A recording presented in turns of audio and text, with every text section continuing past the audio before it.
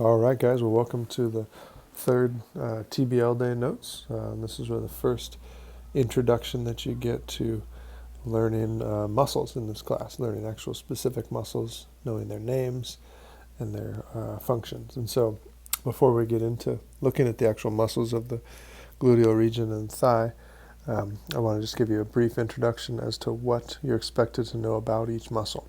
Okay, and so the things you need to know about each muscle that are presented are, number one, the name of the muscle and being able to identify it visually on a diagram, okay, pointing out which one it is. Okay, that's number one. Number two is the origin and insertion of the muscle, okay, so knowing those specific bony structures. Number three is the function of the muscle, meaning what is the action of the muscle. And then number four is knowing what nerve innervates the muscle. Okay, so you need to know that for all of these muscles. And so it is a lot of memorization.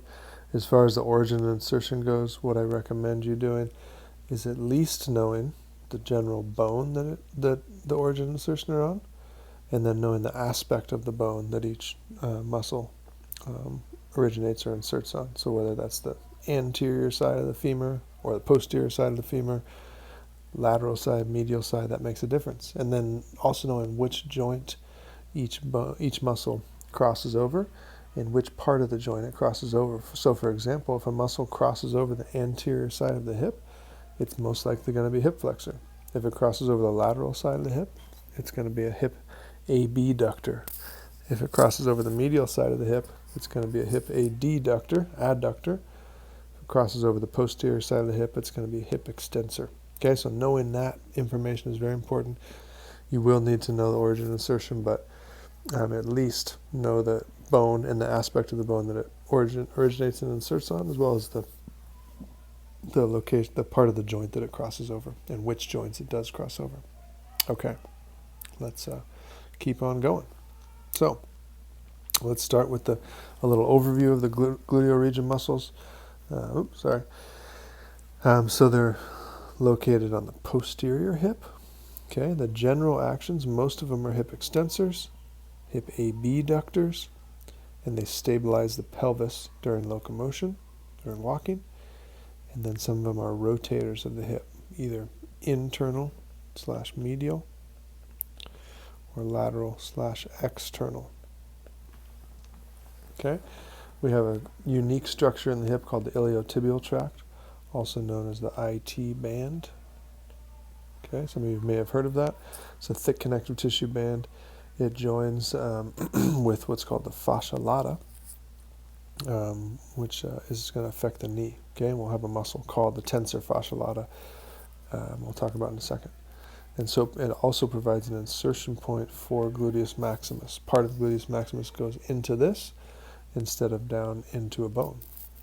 All right, so let's talk about each one. So the gluteus maximus, known as the largest muscle in the body as a single muscle, it originates on the posterior ilium, the sacrum, and the coccyx. So all large, broad origination point, and then it inserts mostly, both. It inserts both on the IT band or the iliotibial tract, and a little bit here on the gluteal tuberosity that you saw in the femur. Okay, its primary action is hip extension. Okay, that's driving your thigh backwards towards your butt.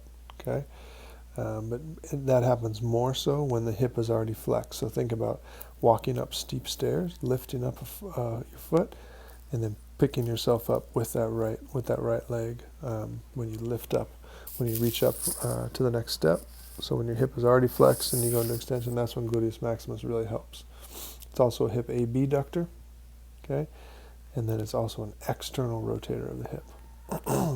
Okay, Gluteus Medius originates on the posterior ilium, okay, right below the iliac crest, and you can see that here, as this will come back around here in a sec, kind of right below the iliac crest. It's really underneath the gluteus maximus, so you don't really see it much, okay, and then it inserts on the greater trochanter of the femur, and you can see that here. So it's pretty much directly lateral. That makes it a hip abductor. It's our primary hip abductor.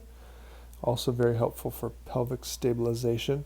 There's this something called Trendelenburg Sign which is what I kind of mentioned in the last video, which is you stand on one leg, say you stand on your left leg, lift your right leg up, and if when doing that your pelvis kind of collapses towards the right, that means your gluteus maximus isn't contracting to stabilize and to hold up your pelvis. Okay, that's Trendelenburg Sign.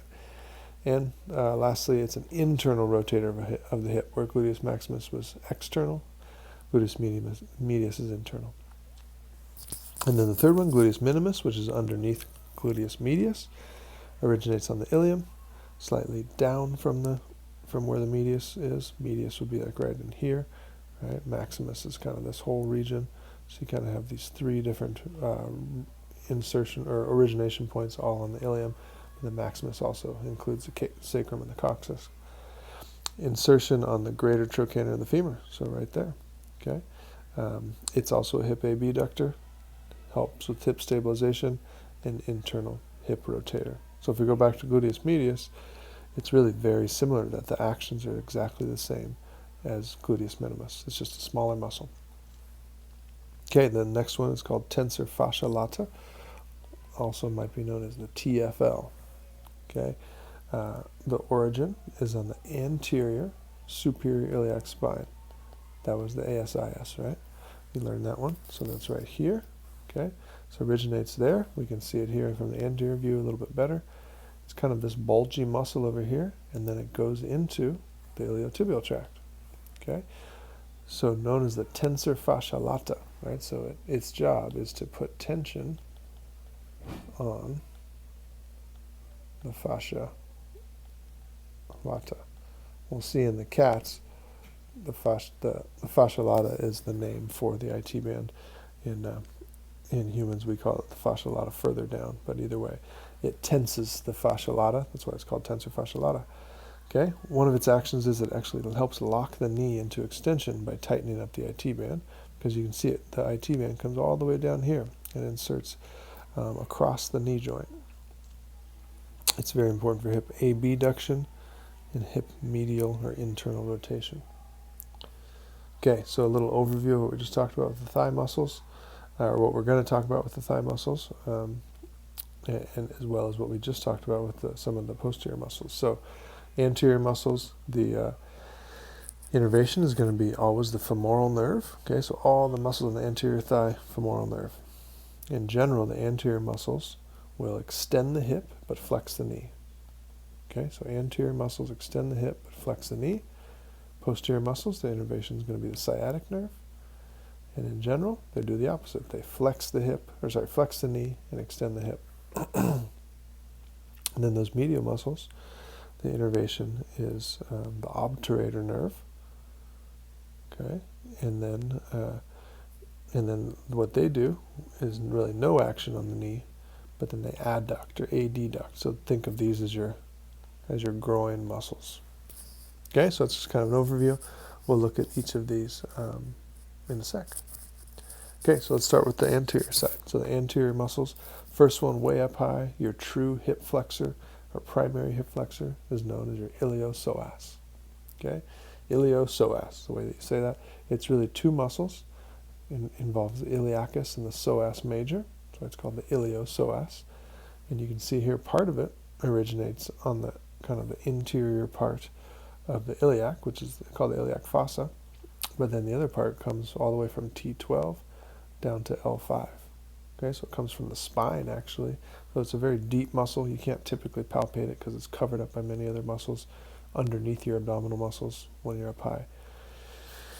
And then it comes down and inserts on the lesser trochanter of the femur. So right here on this kind of medial side of the femur. Okay, so its primary job is to cause hip flexion. So this is your main hip flexor muscle. Okay, Quadriceps femoris. This is a four-headed muscle.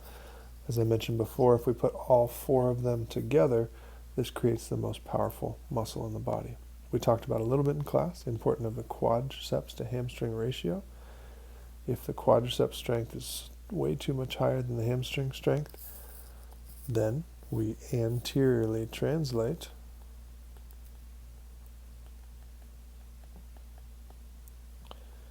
the tibia. Okay, because the quads are going to act to pull the tibia forward, whereas the hamstrings will act to pull the tibia backwards.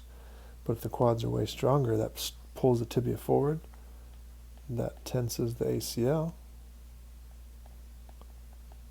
Okay, and then it just takes a little twist to tear the ACL. So that's why this hamstring to quad ratio being this way causes increased ACL risk.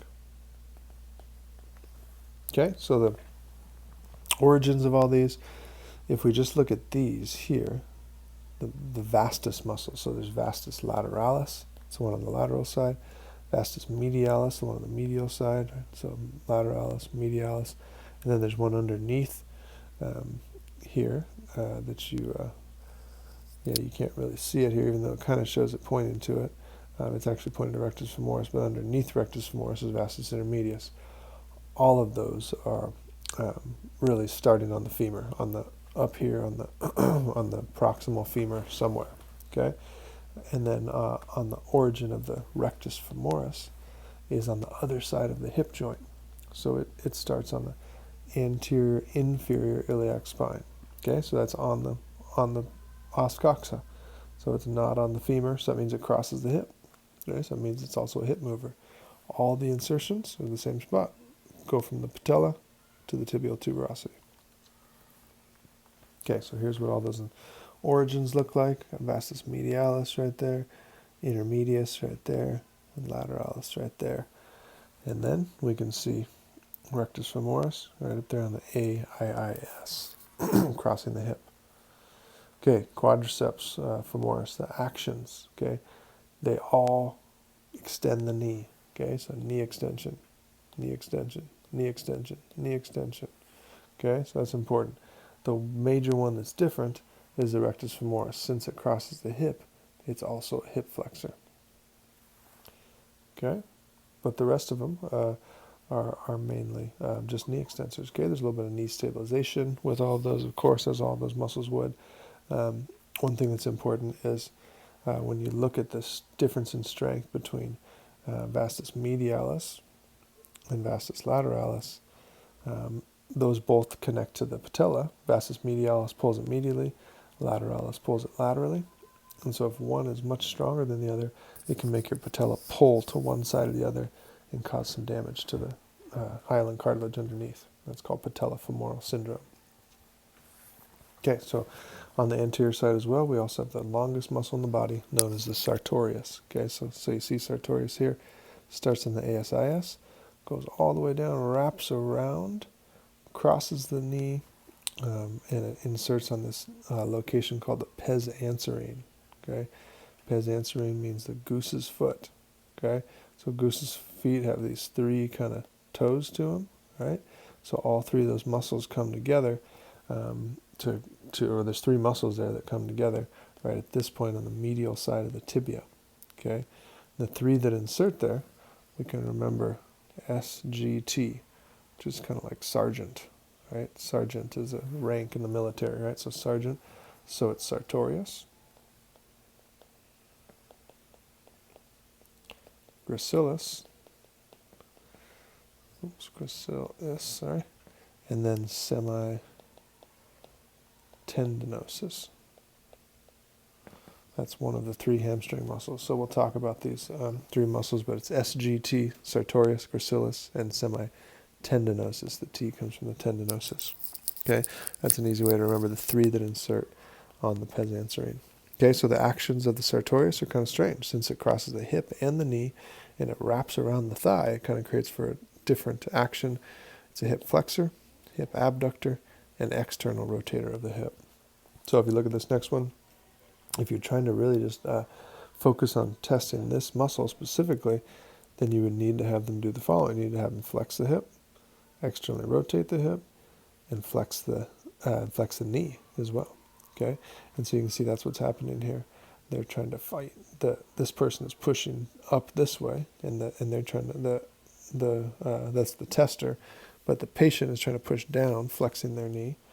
Okay, the patient is trying to flex their hip, pushing up that way, as well as externally rotating their hip that way, all three at the same time, to activate that Sartorius muscle.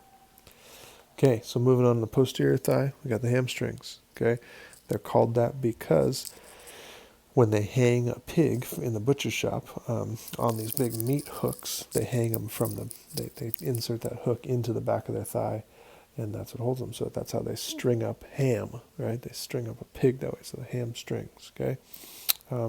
These muscles, all three of these muscles cross both the hip and the knee. So they both have actions on the hip and the knee, okay? So one thing is if you have tight hamstrings, you have difficulty bending over and touching your toes, right? And these tight hamstrings can lead to back problems. We'll see why in a sec, but all of them originate on your sits bone, which is on your pelvis. And what happens there with your ischial is that if it's too tight, it pulls on that, and that flattens out your back and pushes you into back flexion, and that can lead to some extra stress on your discs. Okay, so the general actions of all of them, they're all hip extensors, and they're all knee flexors. Okay, so pretty simple there. Okay, so when we think about the three muscles, if we start on the far lateral side, if we think of this MTB going from medial to lateral, we can think about it that way. So membranosus, tendinosus, and biceps. Okay, so the most medial one is membranosus. The one right in the middle is tendinosus. It's called that because it has a big prominent tendon. And then biceps femoris is the most lateral one here. Okay. One interesting part about biceps femoris, since it's called biceps, means it has two heads. Okay. There's the long head, which goes from the ischial down to across the knee. Then there's a short head, which starts in the middle of the femur. So this is the only part of the hamstrings that doesn't cross the hip joint. It's just that little head is just a knee flexor only. Okay, so biceps femoris, as we just talked about, the long head originates on the ischial short head is on the femur. Insertion point is really the lateral condyle of the tibia, right over here. Right, and then the head of the fibula right down here. So it's the lateral hamstring. So knee flexion, hip extension, as well as external rotation of the hip. So we'll talk about how to stretch these here in one sec. Okay, semimembranosus, this is the most medial one. Again, originates on the ischial comes down to the medial condyle of the tibia. Okay, so again, hip extension, knee flexion, and internal rotation of the hip.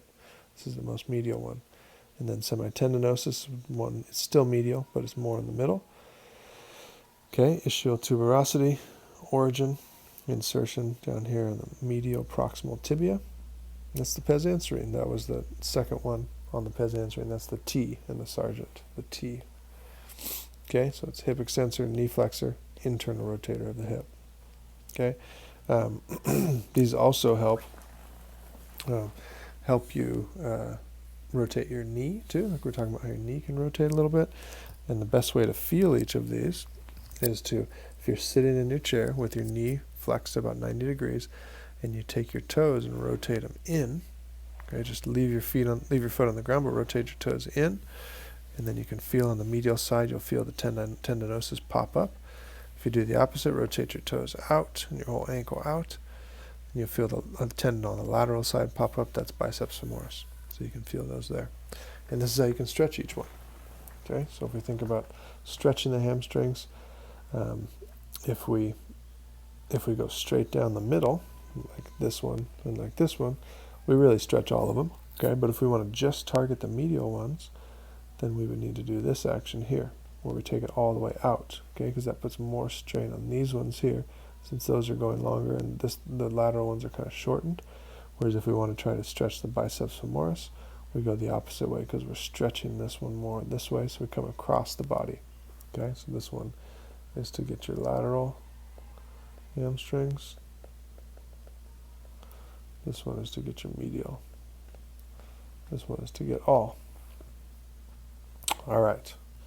Okay, so then what about those muscles in the middle, on the medial side here, known as collectively as your adductors? Okay, They're very important stabilizers of the hip as well as adductors. Okay, and you can see all the ones here. We're going to talk about these each. Okay, so let's start with the one that's highest up and the smallest, called Pectineus. It's innervated by the femoral nerve, which is different than the other ones because the other ones are all obturator. Okay, so it starts on the edge of the pubis, up there on the pubis, and it comes down to the femur. Okay, so so its main action is adduction, but since it's so high up, it's also a hip flexor. Okay, so that one's way up there in the groin. Okay, next one down is adductor longus. This starts right around the pubic symphysis, comes down to that linea aspera, posterior femur.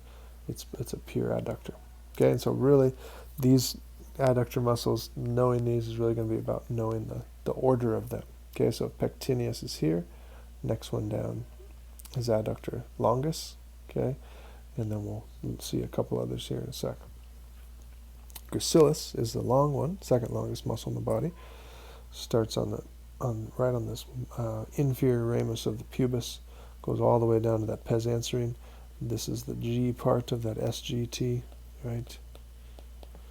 Okay, so it's a pure hip adductor, but since it crosses the knee, right, it crosses the knee because it goes to the pes anserine, it's also a knee flexor. Okay, and then we got next one down, Adductor Brevis. Okay. Adductor brevis. This is a better image of all the adductor muscles than the previous one where I was trying to show you. So Pectineus, you can't really see here because it would be on top of these. Okay, but it would be the first one up here for sure. Okay, next one you come to is Adductor brevis. The next one Adductor longus, and then behind all of these we have Adductor magnus, which we'll see in a second. Okay, but so it's really going to be Pectineus first, brevis next, longus, and then magnus. Okay, so it's really P, B, L, M. Okay, and that doesn't include gracilis, which is another one that's going to be more over here. Okay, so that one's going to be a pure adductor as well. Okay, Adductor magnus is really posterior to all of those. The reason we see it clearly here and we don't see those other ones is because it's behind all the other adductors we just talked about. So it's a powerful hip adductor. Think about kicking a soccer ball using the inside of your foot and kind of hitting that ball. Very powerful for that. It comes right off the ischial tuberosity.